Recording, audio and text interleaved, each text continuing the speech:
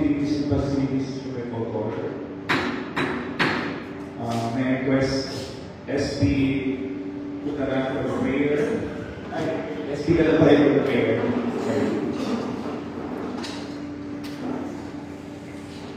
Manalangin po tayo. Katilang Diyos na mga pangyarihan sa lahat, kami po ay manamit na may pasasalamat at pagpupuli sa aming mga puso at isipan, Panginoon.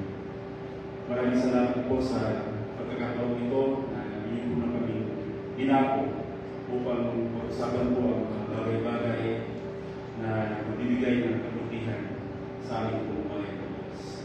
Dalangin po namin na kayo po sa patuloy na magulang at pangusap sa bawat sa amin. At kaya po, Panginoon Diyos, na kayo po ang sa pagbalita sa aming po talita. Pagkalooban niyo po ang bawat isa ng sapat na karunungan at pagkaunawa upang kami po ay may ibigay po namin ang aming po mga ideya, opinion sa mga bagay na aming po pag-uusapan. Pagpalain niyo po ang bawat isa, Panginoon Diyos. Ito ang aming sa aming dalangin sa pangalan ng aming Panginoon Jesus. Amen.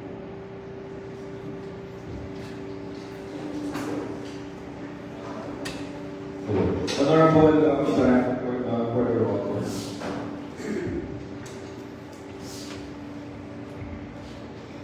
Good morning po sa inyong lahat. Kami po ay nagpapasalamat at pinaulokan niyo ang aming invitasyon at pagkakataon po ngayon sa aming hearing ng aming activities sa araw na ito. Sa pangunguna po ng ating Vice Mayor, Attorney Harold Castillo, at Chairman ng Committee on Public kasama si SB Galambay, at sa lahat po ng mga kasama namin SB na nandito, at ganoon din po sa lahat po ng mga President ng Reyna Mercedes. At lalong-lalo na po kay Bishop Alvin Valera at kay Father Arnold Barcela at kay Jason Noel ng Independente Filipina Barangay Officer. Magandang umaga po sa inyong lahat.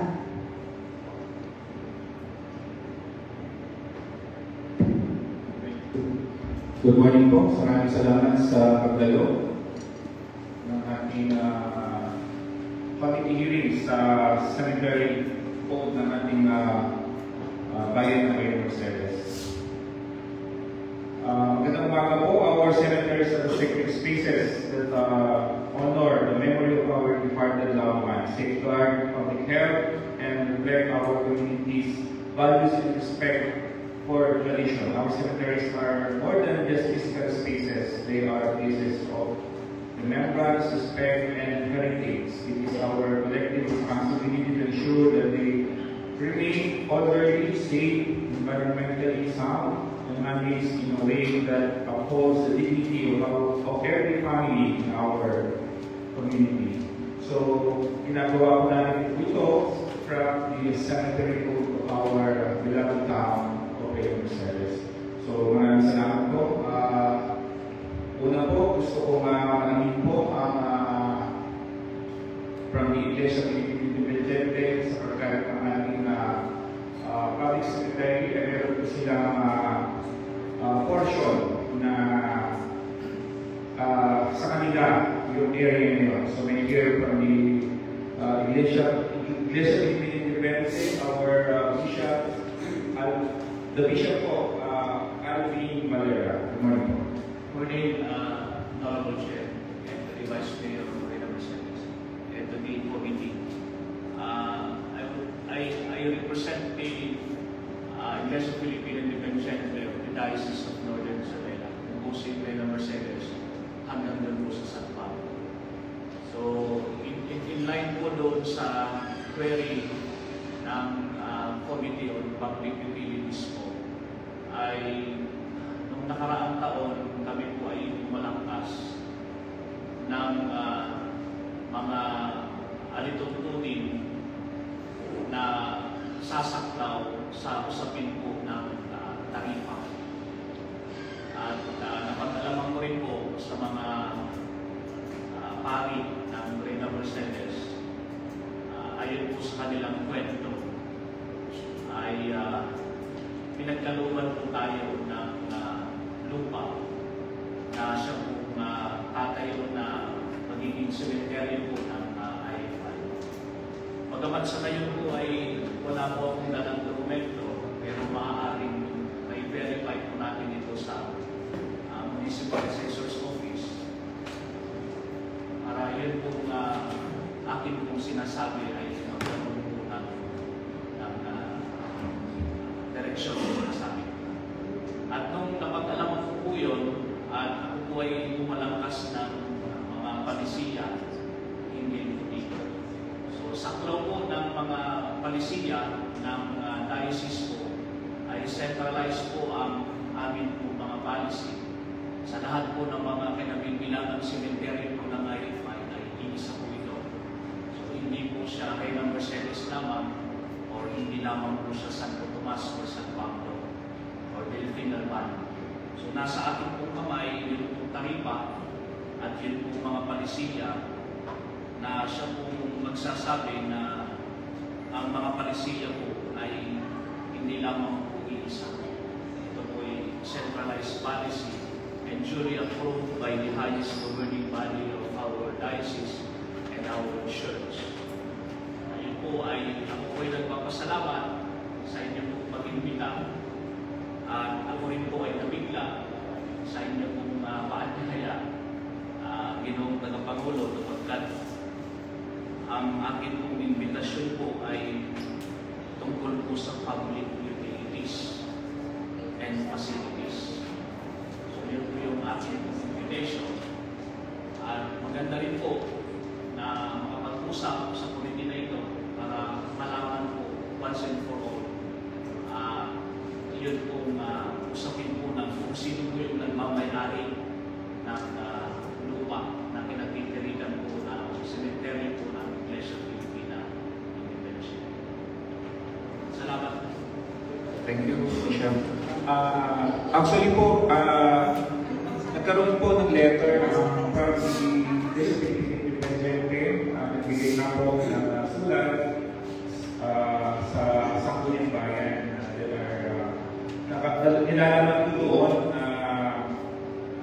the partial area sa public cemetery ay sa inyo nga po. Kaya nga po noon, ang Sangguniang Bayan po ay request na anyayahan po ang Iglesia Filipina Independencia upang i-discuss, ibigay yung mga dokumento, patunay na yung area na yung i-claim ay sa inyo nga po. But unfortunately, wala po natanggap sa Sangguniang Bayan. But now, at least nandito na po kayo.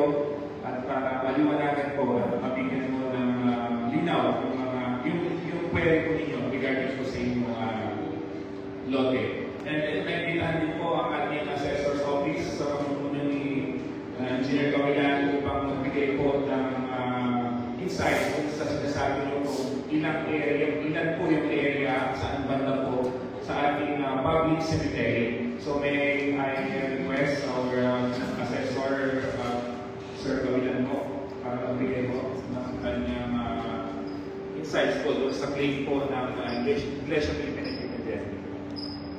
Maraming salamat po. Good morning po sa lahat, lalo sa ating Honorable Vice Mayor, Attorney Harold Citizen, and to the Honorable Chair, and to the Sangguniang Bayan members, and to everyone. Good morning po sa ating lahat. As per record po namin, meron po dalawang parcels po ang Iglesia Filipina Independencia. Lot 517, Cadastral 390-B, and Lot 518, Cadastral 390-B. Yung Lot 517, Cadastral 390, is containing an area of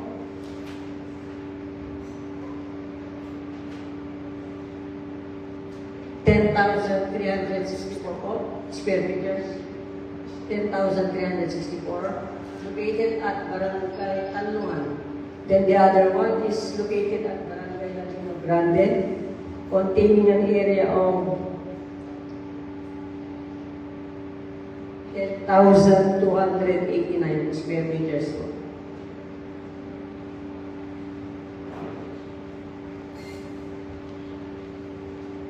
Sir, Bishop, kung gusto niyo makakuha ng copy ng tax declaration, available po naman sa office. Thank you po, sir.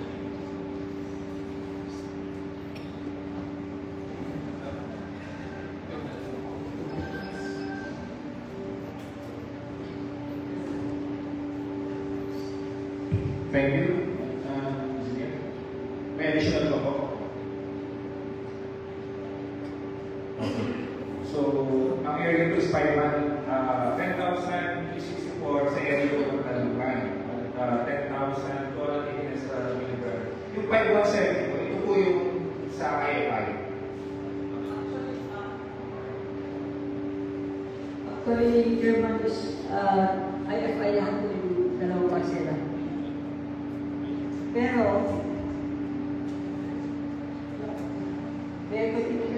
Yes po. may ginawa kasi silang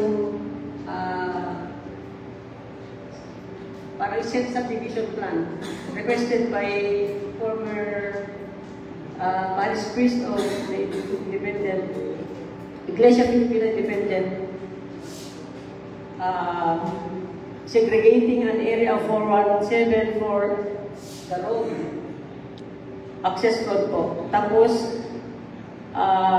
another, they segregated an area of 417 square meter for para pagpatayo ng parang concept ay Bishop yung structure po. At dito po yung subdivision plan na ginawa ni Engineer Jefferson Rosetes. So ang remaining area po ng lot 517 is a total of 9,847 square meters po. Then yung lot 518 po, according to the former parish priest po, parang inano niya sa akin, parang inano niya, ewan ko kung ano yung writer po, pero pinangalan niya sa Reyna Mercedes Cemetery site. Parang inano niya sa munisipyo po.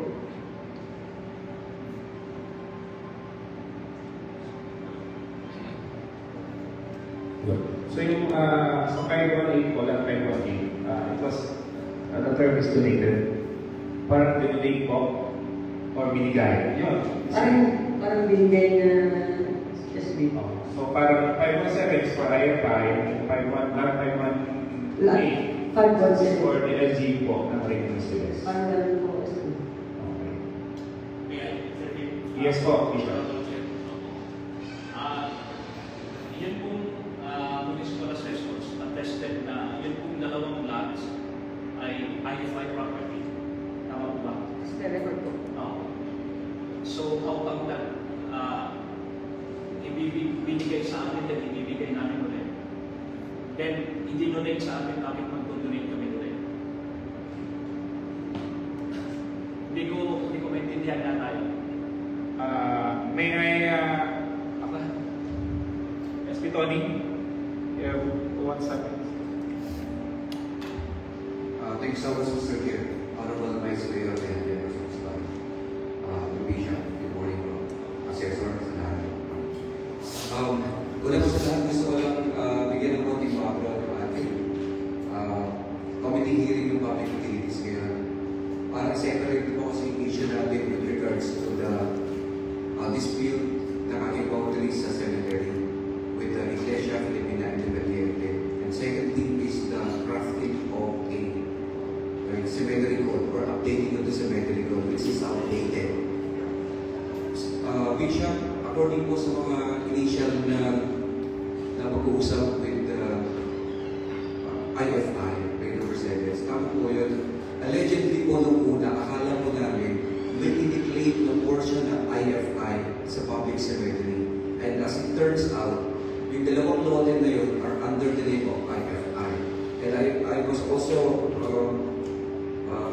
able to talk to the assessor sometime last year din na nagkaroon nga po ng arrangement na halos kalahati or yung isang lot po will be donated to the public cemetery ng IFI. As to the papers, kung meron po bang deed of donation or any MOA between the IFI ng Roman Catholic Church po, siguro idagdag ko namin sa mga dapat natin malaman, Mr. Chair, mag-retrieve natin whatever files are available para ma-clarify po itong issue. Isa po, Bishop, isa po sa rason kung bakit interesado po kami na makipag-dialogue with the IFIs. Nasabi po ni Committee Chair, this was referred to him last year na minsan lang walang nagkaroon ng follow-up kasi ganito po nangyari, Bishop, may mga nagsisirculate po na materials. If I remember it right, nasa po, no one paper po siya. Meron po siyang, how do you say this? Not reminders, but notice. Basta notice po. Notice po which was distributed po in public, sa public. At ang nilalaman po nito ay some rules and regulations po ng Iglesia Filipina Independiente pagdating po sa operation ng cemetery. And it includes fees and other regulations po, which you have mentioned a while back na centralized nga po kayo. And that po, yan po ang nag-trigger sa Committee on Public Utilities na because the fees that are being collected and the terms are different from what is stipulated in the revenue code of the municipality of Reynosa, Isabela. Ayaw po sabihin mas mataas kasi basta different po siya. And kung mangyayari po kasi yun, magkakaroon po ng kalituhan sa public. Why are we paying 1,000 or 5,000 para po sa aming namatay doon sa libingan ng aming kamag-anak na namatay? And as per the revenue code, ganito lang ang binabayaran. Ganito lang ang mga polisiya. Yun so yun po isang reason kaya gusto po namin makipag-dialogue para po magkaroon ng uniformity pagdating po sa collection of fees and regulations. Iiwan ko po ulit kay Committee Chair yung issue na yan because hindi po na-resolve siya. Yan po. Mr. Chair, yan lang po po. Thank you. Thank you, Sir Bishop. Thank you, mga Conche. Isa-isahin po natin para yung pong una, napag-alaman po natin na pagmamayari pala ng IFI, yung dalawang lakas. Then, pangalawang pong tanong, meron pong mga lumabas na pabatid. Hindi po sa usapin ng taripa. At ito po ang nagpunsyo sa Reyna Mercedes na magtanong hindi po rin. So, doon po sa usapin po ng legalidad with the guidance of the administration,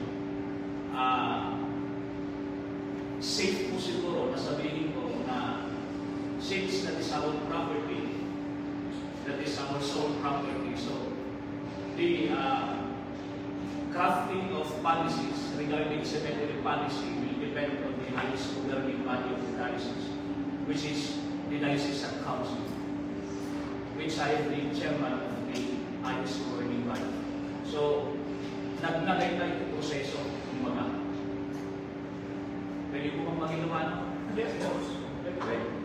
Nagnaapo tayo yung proseso. Nagnagay kumbaga, plebisito naman. Nagtaiti discussions, deliberations, until we approve a synchronized policy on cemetery. Katulad po ng sinabi ko kanina, this policy is not only for Reyna Mercedes, but all the IFI properties of Diocese of Northern Isabela. Nagtala po policy at dapat project proposal na. Ang kami nagsimil tigas na mga nakkel noong at hindi makanan na. Ang kami ako dato academic blood control ang kami nagtigas yan. So, dahil kas ko nagkaroon ng assessor, at ako ini portion of lands that intended for development. And I agree with that. Dahil nakapan ako, dahil sing-singirin, hindi ay naman. At ang limit lain ako, policy day na. So, mabalik ko ako ng independent na kita, na palisiyan, ng karipas, na ang komente ito yung may nakaraming kabutong-tulahin. Thank you po. Thank you, Bishop. Honorable Pastor? Maraming salamat po sa information, Bishop.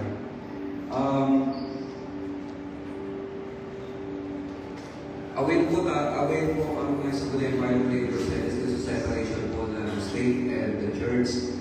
And when it comes to the operation of the public cemetery po, lumalabas po na parang private po ang operation ng Iglesia Filipina Independiente po. I think if that is the nature of the issue,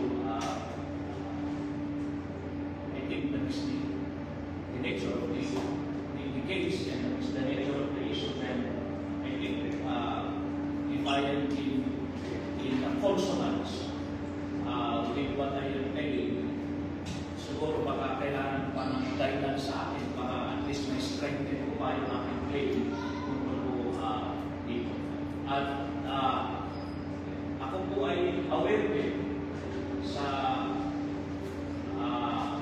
boses po ng Grey Mercedes na away na hindi na pinapay na lahat.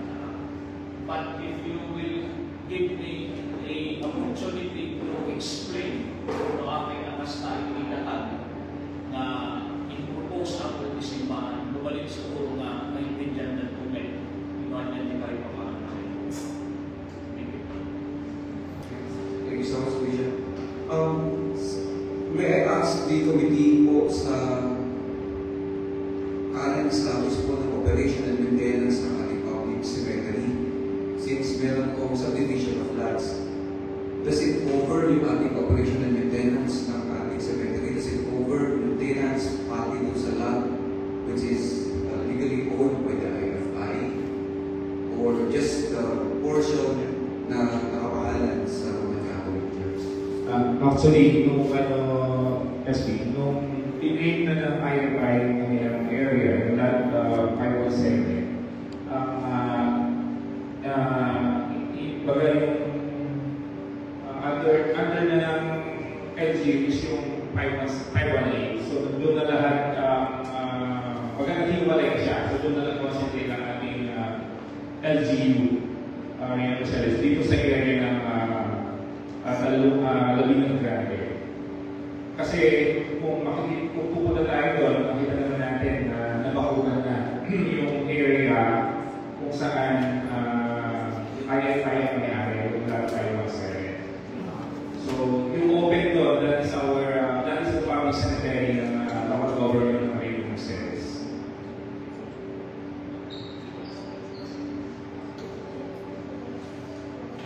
Okay, our Vice Mayor.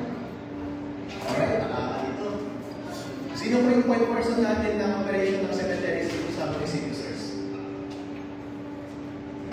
Sir, the LGU has designated one caretaker para po sa operation. I'm not familiar with the name, Mr. Vice Mayor.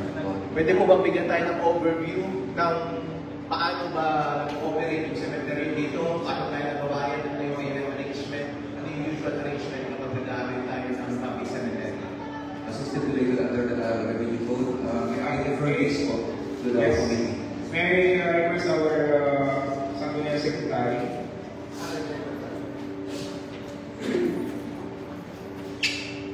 Pero hindi ka naman diba?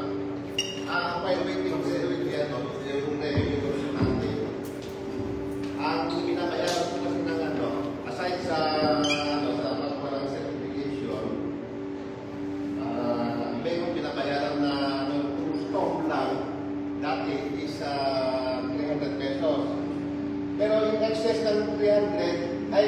excess ng pangkong is around 3 square meter. In excess nun, kasi may nagpapatayo na lang parang may yung bahay na kasi. Hindi naman namin, kasi mauubusan na yung mga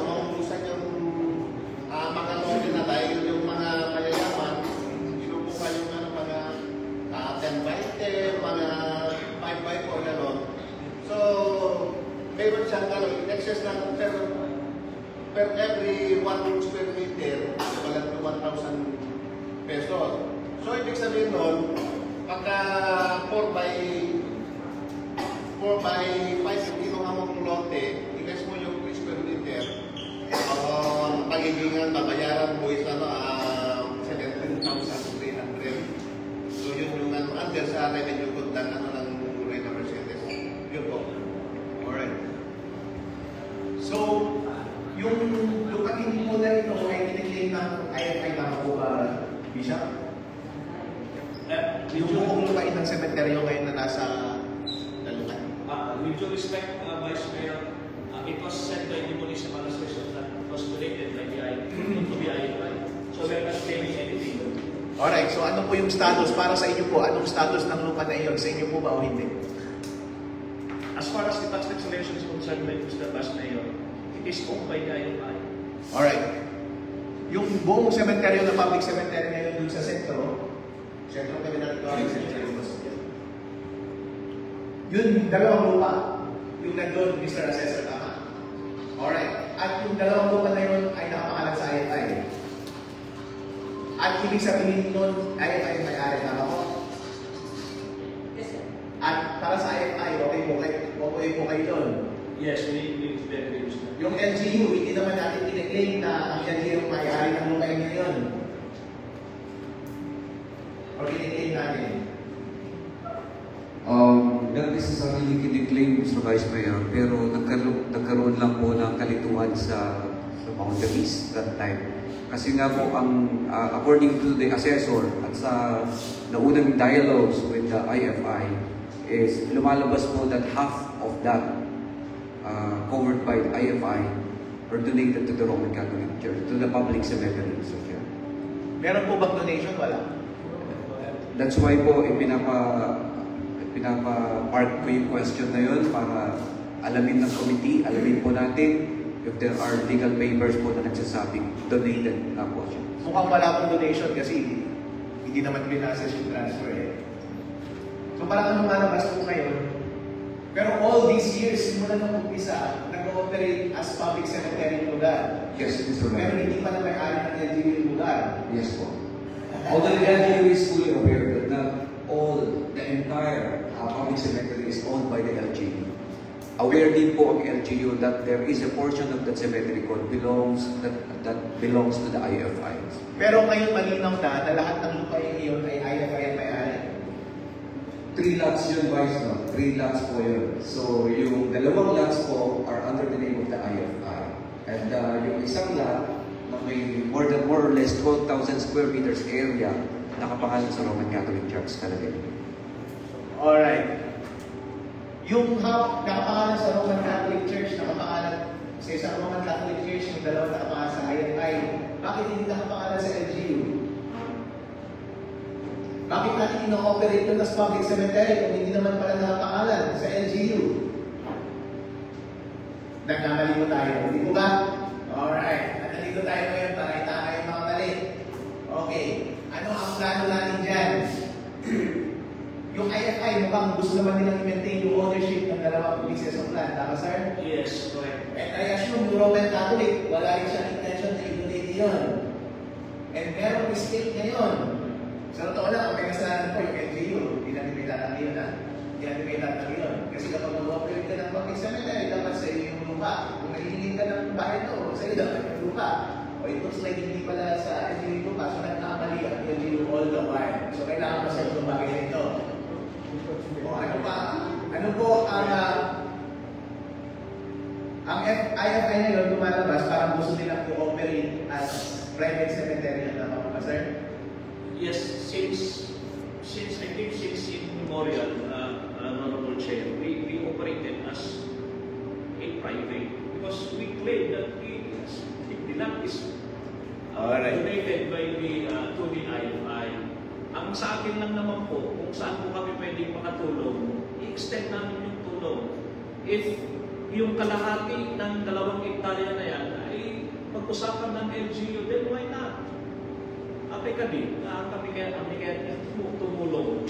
So, hindi pag-imbaganti umili. Hindi kaya po lain ako sa kuwet. Adigal ko na ni Vice Mayor, nalintas na direksyon, nalintin na pananda, iti papeles, then pakdaan, iti umili.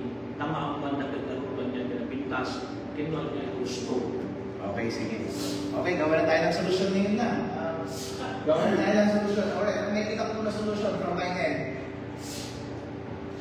Pwede mag-apply na lang tayo ng ano. Bilang religious group po, okay po yan. Maganda po yung position ninyo. Kapag meron tayong gustong gawin sa ating lipunan, makagawa nyo talaga yan. Mga permit na gusto nyo pakuha, hindi talaga kayo aawain ng retiro, hindi kayo kahirapan pamuhan nyo. Kaya nakikita ko na pwede gawin ng IFI ngayon ay mag-apply na kayo ng mga permit para mag-operate ng private cemetery. Actually, sa atin kahirapan ng mga government agencies.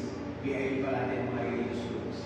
Ganon din yung Roman Catholic Church, mag-apply na rin ng permit para pwede nyo lang i-operate as private cemetery yung 3 lote na yun. Ngayon, mapapansin nyo dito sa ating regulasyon ng public cemetery, kung renta pa lang ng doon, every 5 years lang. Tama? Kung 5 years lang naman po, there's a rented rental fees for 5 years, so walang perpetual. Ngayon, problema na ngayon, kapag nakuha ninyo yung lisensya ng boss, problema na ngayon ng mga nasa lupain na yun. Kung gusto nilang i-keep yung mga release na kanilang kamag-anak doon, or gusto nilang ilipat sa public cemetery, yun na lang ang solusyon na nakikita ko para walang pilitan, para lang masolve ng bagay na ito. Ngayon po, hindi naman mahirap mag-ipat ng release. Wala naman na nalilalo, puro puto na lang. By the way, meron na tayo bagong public cemetery na nalawin this kung gusto nilang ilipat ng Mr. Apostol. We are still in the process of identifying the location and proper funding, Mr. Chair. Yes po. As to the plans, yes po. Because with the growing, with the status of our public cemeteries right now, nakita na po natin ang sitwasyon. Talagang we are now going beyond what is stated po sa area na as per Assessor's Office, lumalawak na po siya. We can no longer accommodate pa mga susunod. So the Executive Department has thought of identifying a location po for expansion or for a new establishment of a public cemetery. Sana yan yung prioritize natin sa budget. Nakapag-usap na natin ng budget this week. Sana may nakita tayo doon na pagbili ng lupa. Pero kung yung mga nakita pagbili ng lupa para sa mga multi-purpose building eh. Sana may binili para sa public cemetery. Pero na yung public cemetery sa Daman Boss, di ba? Yes, pwede ba kapamilin yan? Sir, sa status din po ng ating public cemetery sa Sinipil Fierro sa Daman, medyo in critical situation na rin po. Ibig sabihin na sobra na po nag-expand. Alright, ang bottom line nito is ang pagkukulang talaga ng procedures. I think ang bottom line nito, hindi pwede mag-sacrifice yung mga private individuals. Hindi sila pwede mag-worry na kanilang din kung saan na kailangan may public cemetery talaga. Yung public cemetery na tinatrato natin is privately owned. So hindi naman natin sila pwede pag-usahin sila kasi pag-may-ari nila yun. Ngayon, nasa sa atin, bilang munisipyo, maghanap ng tamang lupain para sa public cemetery. And dapat, I think kung may sisiran na tayo dito, nasa atin yung sisi, pwede kung magtrabaho tayo, pag tayo, bumili na tayo agad. At i-adjust na natin yung budget para makabili na tayo para makabili tayo ng public cemetery. Ayaw nila yung private cemetery ito. Or in any case, bilisan natin yung approval ng papers ng pag-operate nila as private cemetery para i-gamin tayo ng public cemetery, wala tayong choice kung pupunta sa kanila. At magtitiwala tayo na sabi ng division kanina na may commitment siya na hindi masyado mahal. Diba, sir? Alright. Mr. Vice. I hope that yung tawag dito, yung pinag-uusapan natin na yan will be included in the recommendation of the committee later on. I think kailangan natin kumuha ng tapos.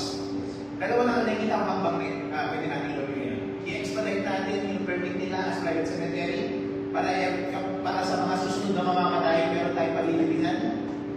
Or pangalawa, maghanap na tayo ng mas malawak ang lupain na public cemetery para legally na-impose natin yung tamang pag-operate ng public cemetery. That's it. Lahat ng ito masusunod. Tapos na. Or yun lang naman po eh. In the meantime, kapag gusto nyo lipat na doon sa isang lugar, papunta sa isang lugar, tandaan yung mga private natin mga kasama dito sa bayan ng Reno Mercedes 5 years lang ang list ninyo kapag nag-expect na kailangan nyo ng lipat. Ngayon, boss, ikaw naman, sir, kung gusto nyo singilin yung bayan ng Reno Mercedes sa mga nakaraang taon, kapag gamit nila ng lupain sa inyo, asuhin nila ng bayan ng Reno Mercedes para mapilitan sila na magbayan. Kasi boss, totoo yan. May hirit ito rin mamaya. Ganyan ang gobyerno. Ang gobyerno ay tamad. Ayaw nilang maglabas ng pera pagbayad sa mga taong dapat binabayaran kung ginagamit yung kanilang pribadong lupa. Pero hirit rin mamaya papunta sa mga expropriation nila ng mga lupa para sa irrigation nila kaya na hindi nababayaran. Ganun din po, i-enforce din yung karapatan ninyo para mapilitan sila magbayad. Kasi ang mga nakaupo dito sa mga government agencies natin, gusto lang nila kung gusto nilang binabayaran. Pero obligasyon po natin na bayaran ang mga pribadong individual kung kanino tayo nagkakautang. At obligasyon natin silang pagsabihan. I-encourage mo kayo, tapusin nyo ang laman. Okay, kung gusto nyo kasuhan nyo rin ang Mercedes na LGU, kasama nyo ako yan. Nakamiyan ko yun. Pagdating sa mga panahon na ginamit nila ang inyong lupain, na hindi lang. Alright? Pero in the meantime, ang solution forward is dalawang solution na sinabi ko kanina. I think kapag nag-usap tayo dito sa mga committee hearings na to and nasa session, dapat mag-usap talaga tayo at matapos at ang parang na pag-usap natin is dapat konkretong solusyon tayo na nakikita natin. Katulad nito. Para hindi lang tayo nagpapalitan ng salita o nagsisisihan at hindi natatapos yung problema. So kung meron pa po kayong idea, mas konkreto pa na solusyon or ibang idea bukod sa sinabi kong solusyon, ngayon lamang panahon na po para presenta natin ang ating mga iniisip. Thank you, Vice Mayor. So, cite our committee.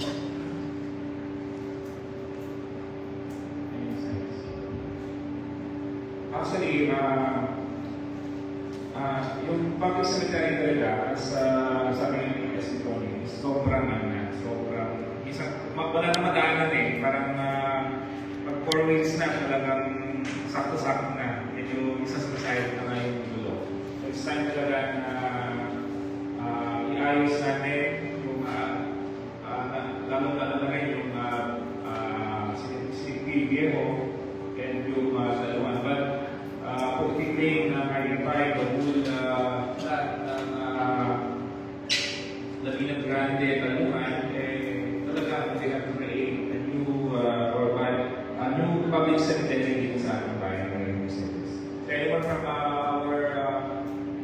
sa mga bayan? Si Barangay Kapitan po ng Laguna Grande, any comment? Good morning po sa ating lahat. Vice Mayor, sa Bulan Bayan, sa Bisita, sa Bishop. Ang tanong ko lang po dun sa sementeryo ng IFI. Sino ba yung nag-donate sa IFI? Saan ba galing yung lupa na yun? Para maging property ng IFI.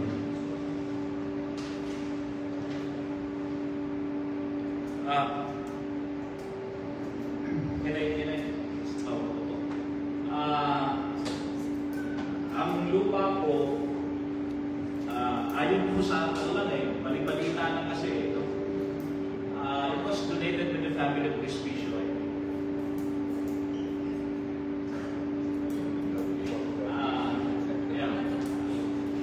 date. Next week. Kakagawa ko ng dokumento para ko maibigay ng mga isyento sa tamang panahon at pagtan panahon. So may I ask the assessor regarding po doon sa sinabi ni Bishop na lalag na owned na ng IFIA was donated by the Bishop family. Ang pagkakalam ko dyan, Chair, as per our record po, since nung pan IFI na po yung pan. Pero mag-resist po ako kung isang lugar. Hindi na po mahalaga yun kung kanino galing. Basta mahalaga po kayo kung sino may-ari. I-enforce nyo yun yung pagmamay-ari. Pero magandang consideration yun kung magsama pa siya ng kaso o hindi. Pero in any case, magandang pressure yun. Magandang consideration yun para umupo talaga tayo at gumawa tayo ng paraan na solusyon. Ang mga bossing, hindi mo pwede na ang kamatayan ng tao, hindi na mapipigilan yan. Hindi pwede na evident na dumarating yan ay nagtutulak bilang parati ay Roman Catholic at ang ating LGU pagdating sa mga kung saan nalilin yung mga tao. Kailangan talaga dumating tayo sa point na isusol talaga natin yan. Gusto ko isolve ngayon na. Yun. Alright, I think dapat meron lang tayo commitment na gagawin sa budget. Gawin natin extra yan para makapagdali tayo ng bago lupa. I think after nito, ilan-sama natin sa committee report natin na lumawan ng mga plano. Sir Bishop, I think gumawa tayo ng konkretong plano pagdating sa executive department ng mga nagagawin nila. Sana naiintindihan yung Bishop na bilang council kami nila po ay nakikinig at nagsasabi na aming mga idea kung anong dapat gawin. Pero sa tingin namin yung dapat gawin. Kaya isama natin sa committee report natin na yung executive gumawa na lang ng konkretong plano base sa mga solusyon na i-forward natin ngayon. Mukhang satisfactory naman sa inyo, Mr. Bishop. Okay naman sa inyo yan? Opo, bago ko mag-give kasi may mga appointment po kayo na. Yes po. Willing po ako na umupo at pag-aaral. Dahil ito pong dokumentong pinalangkas po namin ay dahil yung pong records namin ay 1902 eh. Dahil yung pong policy na ito last year. So, nagkaroon po yan ng what do you call this? Kalimutan ko yung legal term. Lahat po ng mga nakapag 1,000 pesos. 3 years man yan, 30 years man yan. Kasi 1902 eh. Yung pong record namin na mga nakalibing, mga records po ito. Ganun po itong policy na ito. Yun po mga iba ay hindi po sila nag-response. Natapos po yung palugit na yun, kaya nag-take effect itong bagong policy. But now, I am taking considerations po since ang product naman po ng ating discussions ay napakaganda. And I am willing po una to sit down and promulgate or formulate this law para po sa mga kababayan natin sa Reyna Mercedes. Pahirap po yung oras ko po para nang sa ganun ay makapagpalangkas tayo ng maganda at kapakipakinabang po sa bayan ng Reyna Mercedes. Opo, gusto ko lang po sana nagkagan yun. Kaya yung aking mga kababayan ha, tandaan ninyo, nung inilipin ninyo yung mga kamag-anak nyo dyan, 5 taon lang yung renta nyo dyan, at yung agreement ninyo sa LGU ng Reyna Mercedes na hindi sa may-ari ng lupa. Pero bilang may-ari ng lupa, kompleto po ang karapatan niya doon sa lupang iyon. At kaya niyang paalisin ang mga bagay-bagay na doon sa lupa, sa kanya. Wala tayong permit kung bakit nandun tayo sa bagay na yun. Kumaga, we are at their mercy.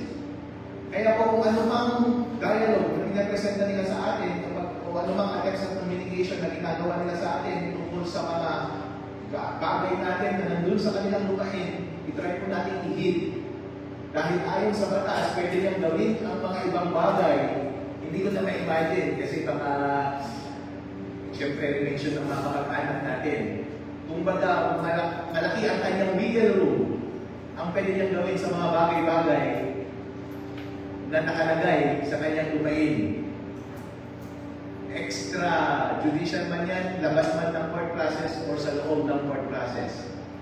So, kumbaga, nagiging mabait lang sila sa atin ngayon, mga kababayan natin dito sa Reyna Mercedes, dahil pinagbibigyan pa tayo na manatili ulit sa mga kamag-anak natin sa kanilang lupain. Pero kung gusto nila na gumawa ng mga bagay na hindi natin magugustuhan tungkol sa remix sa mga kamag-anak natin na nasa kanilang lupain, yun po. Huwag natin silang i-push masyado sa edge. Alright? So I think magandang pressure yun para sa mga pribado natin, mga kababayan dito na i-consider mo at least sinasabi na may-ari ng lupa at mas malaking pressure din yun sa ating LGU na gumawa talaga ng konkretong hakbang, hindi lang magplano, gawin na natin kaagad. Kausapin na natin sila yung may-ari ng lupa at magbigay na tayo ng mabilis na talagang solusyon sa ating mga kababayan. Thank you, guys. And may SB Tony, you want to say something? Habang gusto tayo magtapos sa ating hearing kasama si Bishop. We understand, Bishop, na meron po kayong mga equally important matters to attend to. Okay na po siguro tayo doon. I trust the wisdom of the committee po na magawa po ng solusyon po yung ating. Hindi ko na ititreat as problema, no? Kung po na nadadaan, alam ko po, naniniwala ako ng lahat po ay nadadaan sa diplomasiya, sa pakikipag-usap. Kaya I just come to realize na very timely din yung pag-privilege speech ko last time to have this address to the Committee on Public Utilities para po maimbitahan po namin kayo. Maraming salamat. And Mr. Chair, with that siguro po, yung sa case natin sa IFI, natutuwa ako sa mga insights po. Gusto ko lang po i-reiterate ulit, that's why nandito rin po ako, yung mga recommendations, yung mga pinoint out ko na issues during my privilege speech last time na nirefer po sa inyo. Kaya very timely din po talaga, update din yung ating cemetery code with the present status ko. Konti lang naman yung mga pinoint out ko ng mga issues. Una po, yung kakulangan ng proper regulation and management sa public cemetery. Pangalawa, na-mention din ni SB Secretary kanina, this is a general observation, deconstruction of permanent structures and family mausoleums na minsan going beyond what is allowed by the code. And the schedule of burial fees that are remaining to be outdated. Hindi na mo siya kasabay sa present times. And the maintenance and cleanliness in the area. Yun lang po, Mr. Chair. I hope that this will be given consideration. Okay. Thank you, SB Tony. Bishop, one last na lang. SB Galapay. Thank you so much, Mr. Kim. Within the list of our resource person, Bishop Nalera. Bishop, pwede niyo po ba kami nabigyan ng copy ng alitan po niya regulasyon para mapag-aralan po ng konseho po? Kasama namin po yung tarika. Yes po. Maraming salamat. May I request the Secretary to please make a copy of this documents. Then may karagdagan isang tanong din kay Assessor. Sir, nabanggit niyo po kanina na kinikilala niyo po yung pamumulayari ng IFI sa cemetery. Ngayon, gusto ko na rin alaman, kailan po na i-transfer ito sa pangalan ng IFI? At yun nga po yung sinabi niyo po kanina na aalamin niyo po kung kanino po nanggaling yung pagkakatransfer yung original owner ng property. Bagamat sabi ko nga, kinikilala po natin para magkaroon lang po tayo ng malaman po natin yung history background kung paano po i-transfer ang property ito sa IFI. So, yun na po, Mr. Kim. Maraming salamat. Thank you, before we end, bago natin pakawalan si Bishop, syempre, the committee, nagawa po ng mga konkretong solusyon as our Vice Mayor mentioned a while ago, regarding po sa inyong query sa inyong land, sa talungan na rin ng Grande Reyna Mercedes, at kung magiging private cemetery sa syempre, kailangan po mga permits para sa isang private cemetery. And of course, ang ating executive department and the legislative department will do yung mga konkretong plano para din po sa ating pinag-uusapan ngayon. And sa ating local government units, sa ating mga kababayan, siyempre, gagawa rin at bibili ng bagong karagdagang public cemetery para makabalangkas ng cemetery po sa ating bayan po ng Pilipinas Mercedes. So once again, I would like to thank our mission po sa pagdating po ng ating dialogo. And sa susunod po ay ito na magkakaroon para lang magkaroon ng closure itong ating pinag-usapan. Maraming salamat sa pagdating. Kahit pag-aaral ko kanina na mayroon din na tulungan our members of Santo Niang Bayan. Maraming salamat sa kalipitan. Our Vice Mayor, the committee. Maraming salamat. And meron po itatanong ang committee sa City Viejo and to Sir Kamilan. Yes sir, pwede na pong pakawalan si Chef. Maraming salamat po sa pagdating.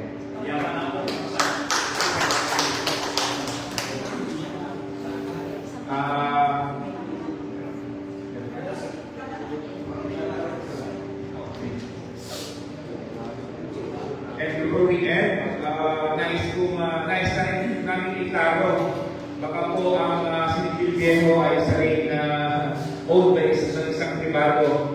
May ask po sa ating assessor din kung ano po ang status ng City Viejo cemetery. As far as the records of our office is concerned po, it is declared under the name of the Roman Catholic po.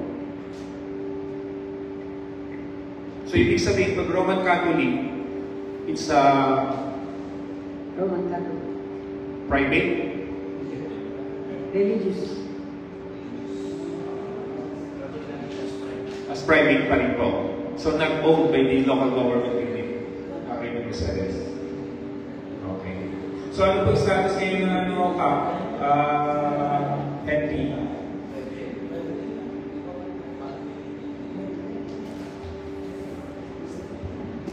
Roman Catholic Apostle. Ano rin po yun?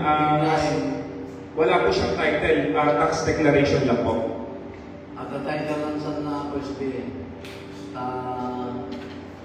Pagkamok ilagang diocese.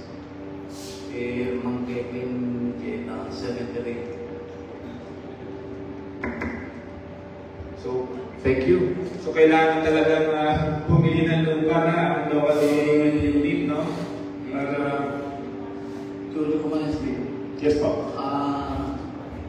At dati problema nung maminsan dyan, ang cemetery na halos agrikitin.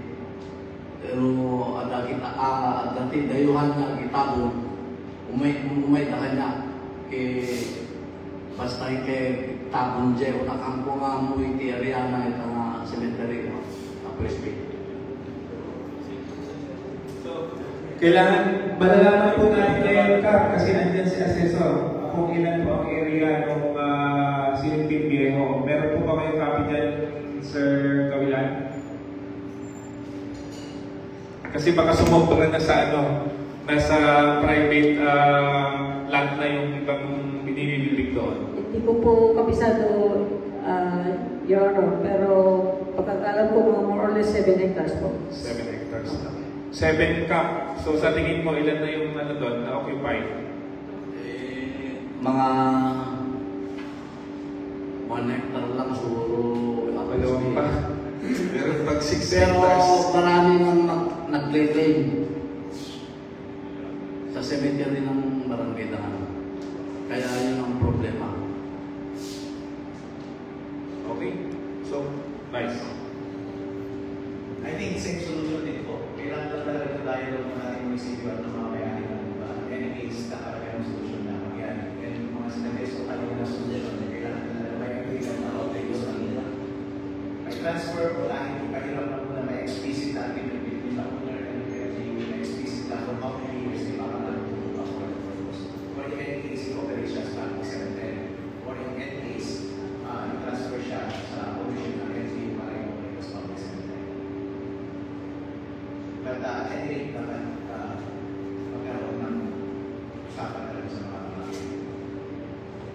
usapan konkretong plano at execution committees. Okay, thank you, Vice. So, klaro po sa ating lahat na bigyan natin ng konkretong solusyon yung sa Iglesia Independente, and of course, doon na rin sa ating isang libingan project sa Daman. So again, maraming salamat. And syempre, gagawa ng solusyon ang komitiba regarding po dito sa ating napag-usapan. So again, maraming salamat po sa pag-attend. To Engineer, to Kapitan Respicio, and Kapitan Pascual, maraming salamat to the members of the environment. Thank you. The committee hearing is now adjourned.